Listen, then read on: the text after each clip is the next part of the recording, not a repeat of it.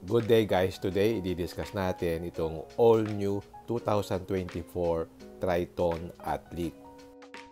Meron akong review ng Triton in general, pero wala pa akong review nitong Triton Athlete. Since hindi tayo nagkaroon ng chance na magkaroon ng access sa previous event ng Mitsubishi, dun lang sa GLS meron tayong access. At yung sinakyan natin with the Mitsubishi Rally Driver, hindi yung Philippine spec. Mamaya papakita ko sa inyo yung differences saka yung good news dito sa bagong Triton Athlete. So itong Triton 2024 is partnership with Nissan. Some of the parts will be shared with the new 2024 Nissan Navara na lalabas in the future. So tingnan natin itong bagong Triton if meron ba siyang laban sa competition right now. Okay, let's start with the exterior features. Gaya nga na sa previous vlog ko, ito yung pinaka-controversial aspect ng pickup na to. Some people like it and some people don't like it. Ako nasa neutral side.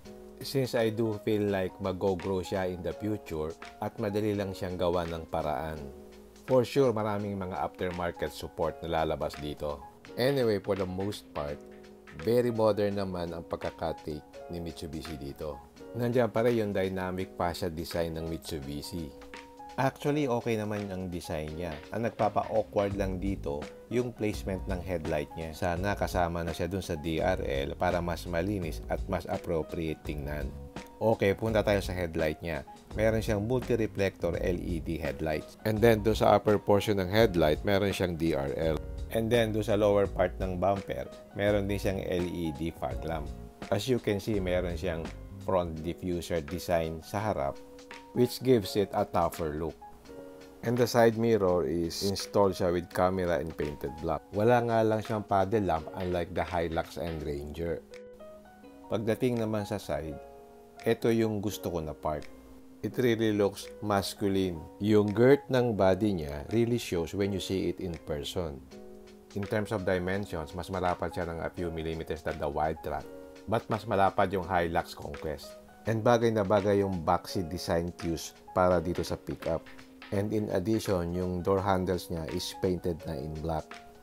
Pagdating naman sa rear, dito medyo underwhelming, pero hindi naman siya to the point na parang may kulang. I just expected more on the design sa likod since yung harap is very boxy and macho looking. The Triton Athlete is also equipped with fender flares na painted black. And I do wish na ginawa na nilang body color para mas magandang tingnan. And yung wheel specs niya is 18 by 7.5. Rapid 265/60 by 18. Na Geolandar HT tires. Pagdating naman sa rear portion, ito lang yung pinaka-downside for me. Naka-drum brake pa din siya sa likod. And you really can't beat the performance of a disc brake. And at the end of the day, putting drum brake sa likod is just cost-cutting. Pero ang kagandahan naman ito, meron siyang fender liner dito, which hides the connection of the body with the chassis. So, malinis siyang tingnan. At napansin ko, yung stepboard niya is medyo mas malapad ng konti, which is good for ingress and egress. And also, equipped na rin siya ng roof rail.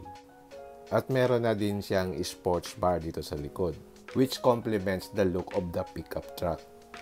For me, gusto ko walang ganito since mas gusto ko yung malinis ang tingnan. And yung rear combination niya sa likod is both LED and bulb type. At nandito rin sa may handle na part yung location ng 360 camera niya. Pagdating naman dito sa bumper design niya, mas malapad yung apakan, which I appreciate, para mas madaling ma-access yung bed. At the same time, cohesive siya dun sa design niya. Pagdating naman sa bed niya, it's already equipped with a bed liner. Yun nga lang, wala siyang power supply o saksakan dito sa rear part ng bed niya. Unlike yung Wildtrak, meron. Ang pinakaayaw ko dito, wala siyang tailgate assist. So in actual, ang bigat niyang buhatin. And other than that, this pickup is pretty much solid, lalo na yung pangilalim niya. Yung suspension niya is independent wishbone with coil spring sa harap at sa likod is naka-lip spring. Inayos din ni Mitsubishi ang suspension nito. Yung lip spring ginawa niyang mas malapad at ginawa niyang 3 pieces. By doing so, na-improve yung ride at na-improve yung loading capacity by 40 kilos. So, let's move on sa pinaka-selling point ng pickup na to, yung kanyang engine. It's a newly developed 2.4-liter diesel engine with 2-stage turbo na merong 204 PS and 470 Newton meters of torque. So sa pickup segment, may kanya-kanyang strong points each model.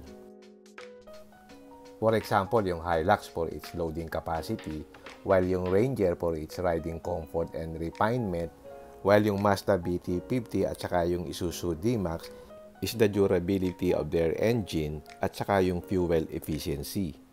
I think itong 4N16 is the best engine in its segment. Why? Because it combines durability and performance in one package. So yung engine na ito is not too big and not too small. So kumbaga nasa sweet spot siya. Kasi pag mas malaki ang displacement ng engine, mas mabigat ito. And it affects fuel consumption and handling of the vehicle.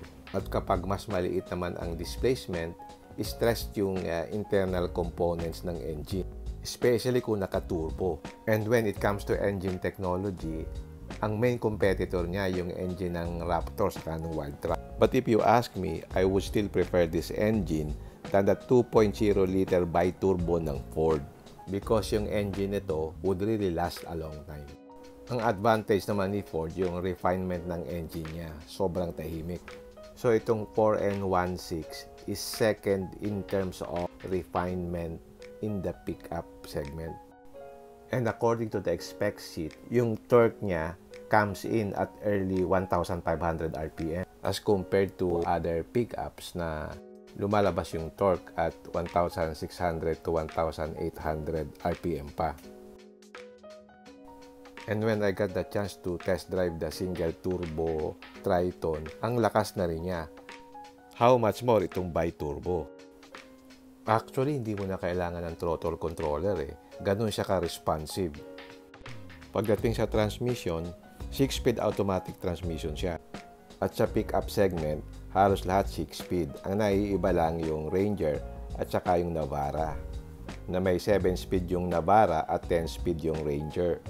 But for pickup, okay na rin yung 6-speed. It's meant for hauling and carrying loads. Advantage naman ng 10-speed na nasa Ranger is pag naglo-long distance travel ka, mas lower yung RPMs sa high speed. Since marami siyang gears to play with, so kapag 100 yung speed mo sa highway, nasa 1,600 RPM mo.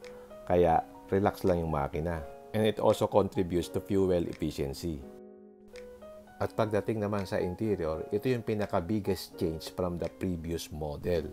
Aminin natin, yung interior ng Strada before, hindi talaga maganda. Ngayon, maganda na yung seats niya. Meron siyang 10-way power adjustable seats, no? At meron din itong lumbar support.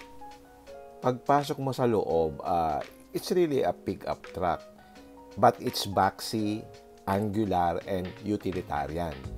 Hindi na siya bare o basic. It's safe to say na more upmarket and premium ang feel niya. Maganda yung treatment ng leather trimming sa side ng seats. Yung dashboard, meron siyang flat fascia with soft padding. And then meron siyang wide floating infotainment screen. Maganda yung design ng seats. Ito yung combination ng leather dun sa side and suede dun sa gitna with orange highlights. So hindi siya mainit. Maganda rin yung design ng kanyang door panels with that leather stitching. And then may accent yung door handle na nagmukha siyang premium looking. Okay, check natin itong steering wheel. It's leather wrap, it's telescopic at natitilt din siya.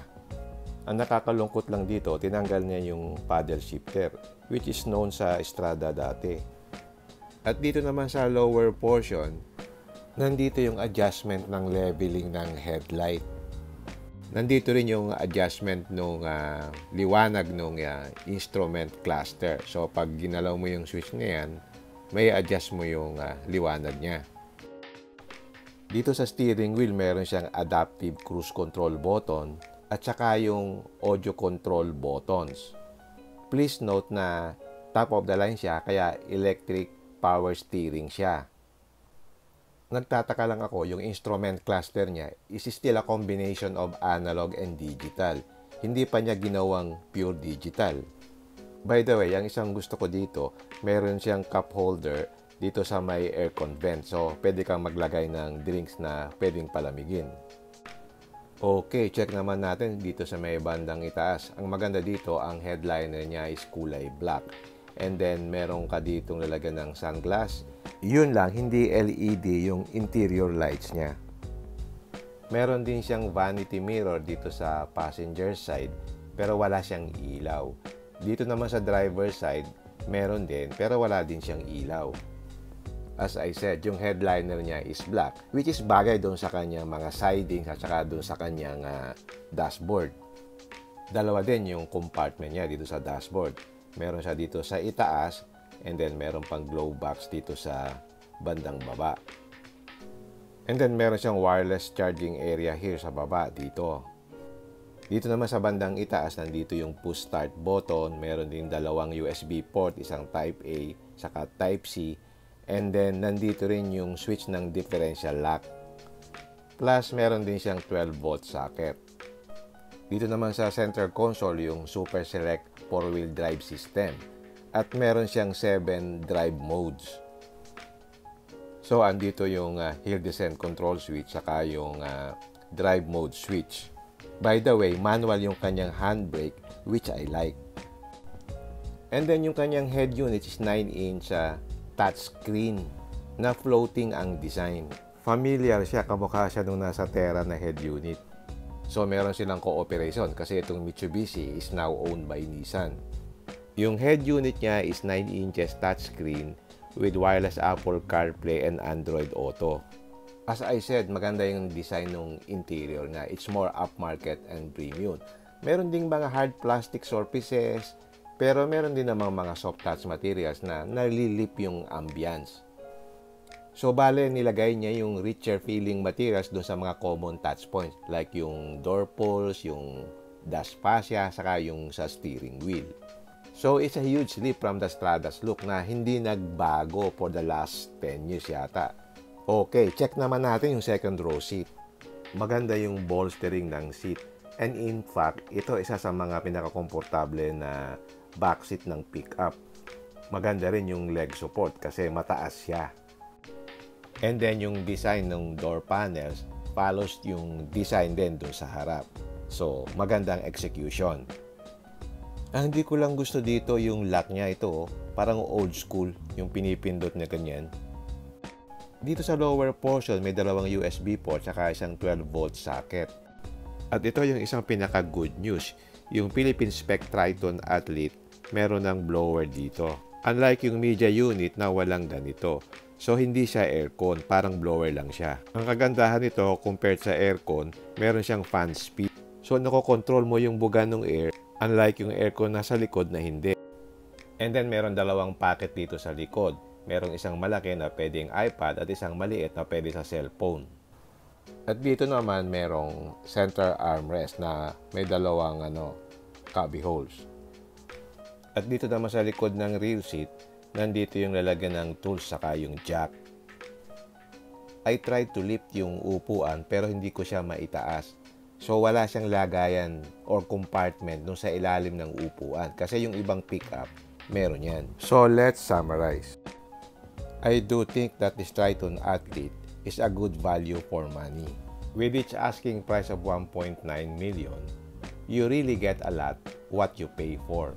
Siguro nakikita ko lang drawback dito, yung drum brake sa likod, saka yung sa tailgate na walang tailgate assist. But other than that, it's pretty much solid.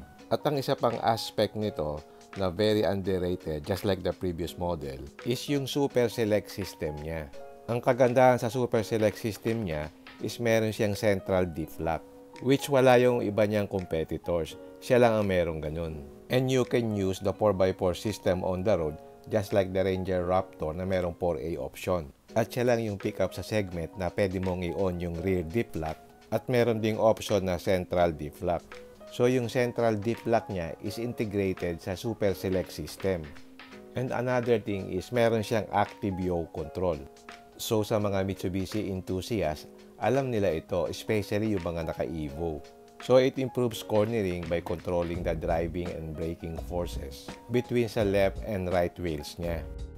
Ang maganda pa dito, meron siyang 7 drive modes. Meron siyang normal, sport, gravel, snow, sand, and baha. Actually, it competes well with the Ranger Wildtrak in terms of drive modes kasi sila may ganitong kadaming drive mode. At gaya ng nasabi ko kanina, ang pinaka-selling point nito is yung engine niya talaga. It is true that different generations of the Montero and Strada, yung engine nila is built to last and really reliable. Actually, sa lahat ng pickup in the segment, pag pumunta ka sa group ng different brands, itong Strada or Triton ang siyang isa sa pinakawalang problema pagdating sa powertrain. I believe na itong new iteration na engine, yung 4N16, wala siyang magiging problema even though bagong labas pa lang siya. Because Mitsubishi really do create good engines.